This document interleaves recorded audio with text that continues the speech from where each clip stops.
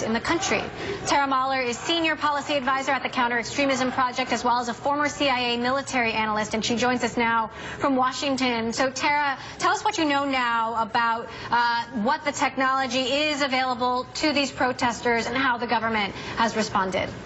Sure. Well, this is not really surprising. Iran has already had a number of social media sites and applications blocked prior to this. For example, Facebook and Twitter had already been blocked in various forums, and they've done this in the past. They've restricted access. So what we're hearing now is, in addition to what was normally and previously blocked, there's been additional blocks put on. The CEO of Telegram tweeted out yesterday that Telegram channels have been blocked in an effort by the Iranian government to quell protesters. And also we're seeing that there have been potential internet shutdowns in various parts of the country as well. Again, none of this is surprising. The Iranian government taking on, a higher form of censorship now as they're trying to crush any form of dissent across the country.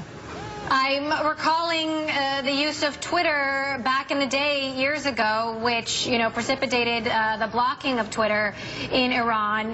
Talk to us about how protesters are using technology in Iran today and how it has evolved from those years. Sure.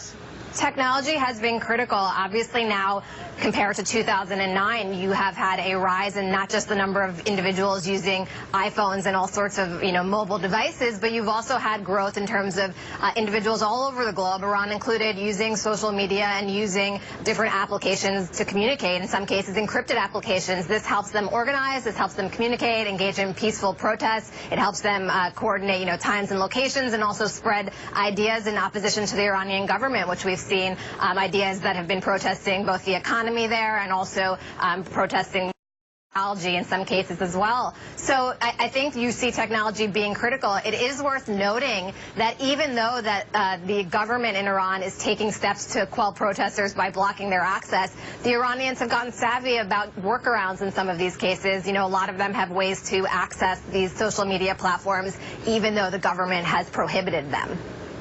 So, we should also note that the use of technology also has a dark side, including Telegram, and Telegram has also been reportedly used by terrorists to communicate.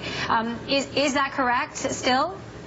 Yes, absolutely. So one of the other areas that these applications have been used for have not been for peaceful protests, but also by terrorist organizations. This is something that technology companies have been grappling with consistently over the last year or two as well. ISIS and other terrorist organizations using Telegram both on public channels but also more private channels to communicate, spread their ideology, and spread their propaganda, something that my organization, Counter-Extremism Project, has actually been pressuring tech companies on in terms of cracking down on content which violates their terms of service in the case of terrorism. In the case of Iran, much of the protests that are going on there are peaceful protests and demonstrations, things that obviously the United States government is in full support of them being able to do, and I believe the State Department has also been using these channels to try to communicate with peaceful protesters there as well.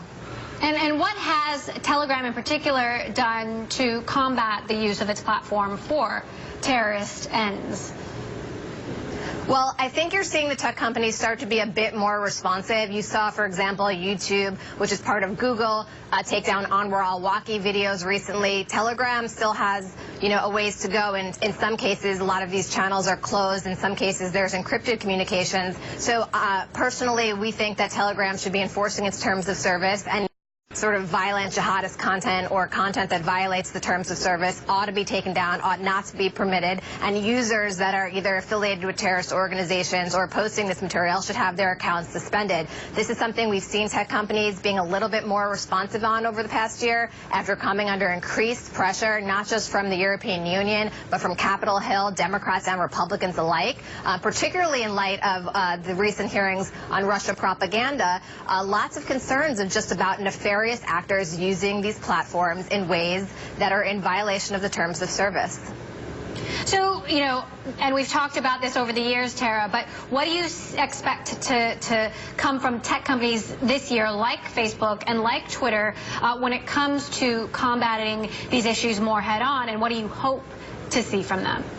Well, I think what you're going to see is you're going to see a continued buildup of pressure from Capitol Hill. I think you're going to see more hearings centered on terrorist use of these platforms and what tech companies are and are not doing. I think you're going to see a push for more regulation in this area if you don't see the tech companies start to take concrete and specific measures to show demonstrable progress in terms of getting these actors off their platforms. Look, we have lists of individuals here in the United States that are on sanctions lists, terrorist individuals on sanctions lists. You can't do business with those actors, and if you do, you're in violation of the sanctions policy. In a similar way, I mean, our opinion has been they should not have free reins, terrorist organizations or individuals promoting terrorist content, to operate in virtual safe havens on platforms like Twitter, Facebook, and Google. And I think you're going to start seeing more public pressure, and I'm optimistic you'll see tech companies being more responsive. I hope it doesn't take a series of more terrorist attacks and more deaths before they do so, because we do see that online radicalization has become a problem in pretty much all the homegrown cases and most of the cases in Europe that we've seen.